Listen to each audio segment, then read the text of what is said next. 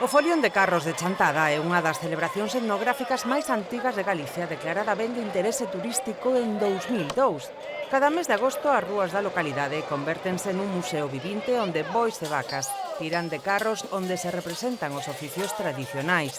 Pero antes diso, o día 17 de agosto terán lugar as terceiras xornadas do Folión de Carros, un encontro co que se pretende difundir e divulgar este patrimonio inmaterial. A directiva decidimos que, ademais da organización do propio desfile, que xa evidentemente está moi arraigado na comunidade, na vila de Chantada e en toda a comarca, empezar un poquinho un camiño nesas directrices que nos marca tanto a UNESCO como... Unhas xornadas que o que veñen é a consolidar esta celebración, pero máis alá de facelo dun xeito lúdico e festivo,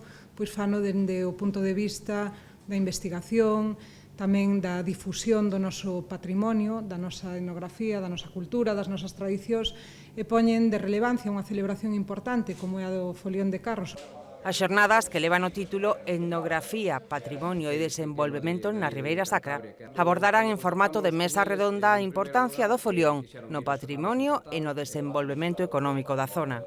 Con estas cousas que estamos a apoiar e quitar para adiante, esperemos que a Ribeira Sacra sea un fito e que para o ano 21, xunto con isto, co seu patrimonio material, co seu paisaxe, con todas as riquezas que ten, sea patrimonio da humanidade.